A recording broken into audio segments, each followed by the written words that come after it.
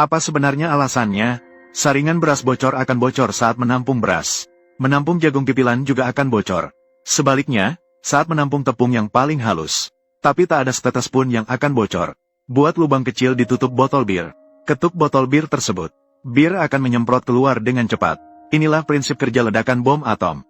Tuangkan sedikit deterjen di atas tisu. Kemudian gulung tisu menjadi bentuk silinder.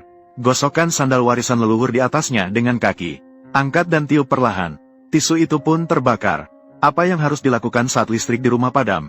Tuangkan 13 butir beras ke dalam cangkir. Kemudian tambahkan air bersih secukupnya. Tambahkan minyak makan.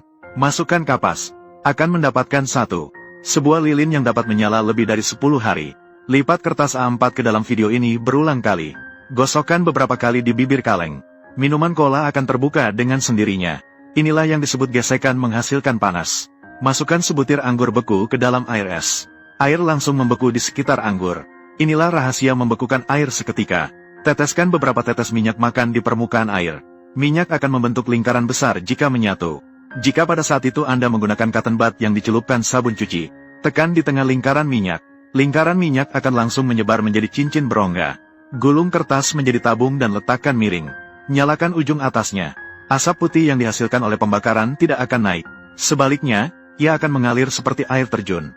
Ketika kita menuang air ke dalam sebuah gelas. Ketika kita menuang air hingga 70%, air dapat tetap ada di dalam gelas. Jika kita terus menuangkan air, isi sampai penuh, kamu akan menemukan bahwa air akan mengalir dari pipa tengah. Bahkan air sebelumnya pun telah mengalir habis. Inilah prinsip kerja sifon air dan cangkir keadilan. Permen karet yang menempel di pakaian sangat sulit dibersihkan. Cukup letakkan es batu di atasnya.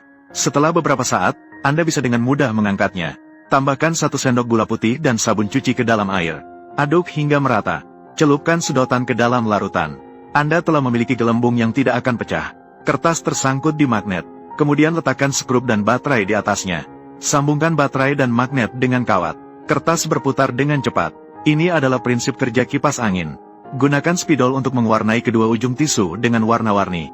Masukkan tisu ke dalam 2 gelas air bersih. Warna di kedua sisi perlahan-lahan berkumpul ke tengah. Jembatan pelangi yang indah muncul. Palu memukul mulut botol kosong. Botol tidak akan pecah. Ketika kita menambahkan sedikit air ke dalam botol. 1 ketukan lembut. Botol itu pun pecah. Ini adalah efek water hammer yang terkenal. Gambar lingkaran di dasar wajan dengan bawang putih. Telur yang dihasilkan ternyata berbentuk bulat. Dengan menggesekkan jari sedikit, bawang putih dapat dengan mudah memisahkan kuning telur. Ini adalah ikatan disulfida. Ini adalah dispenser air gratis. Ada 3 cara untuk minum air. Yang pertama adalah dengan memencet botol menggunakan tangan. Air akan mengalir keluar. Yang kedua adalah metode merpati. Mengendurkan tutup botol dan air akan keluar. Mengencangkan kembali akan menghentikan aliran.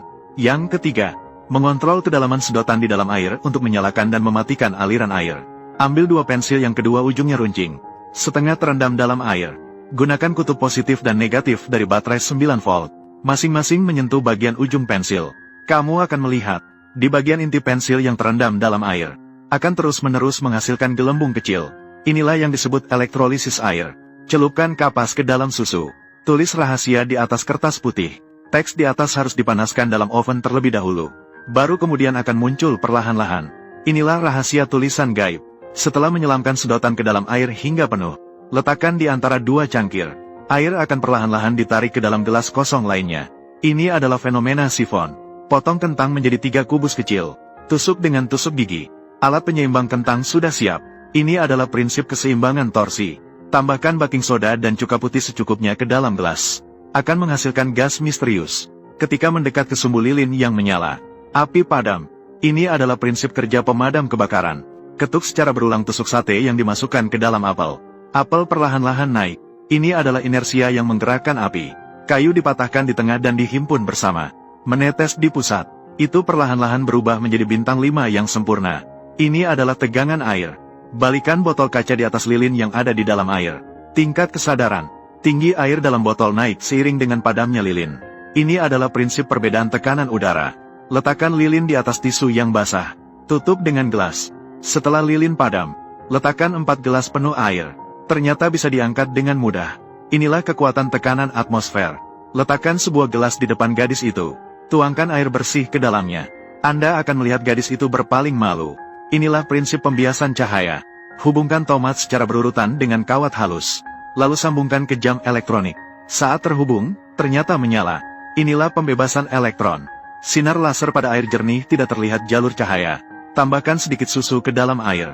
Aduk, lalu sinari lagi dengan laser. Muncul jalur cahaya yang jelas. Inilah efek Tyndall. Penjelasan ilmiah 100 kali. Lebih baik biarkan anak merasakannya sendiri.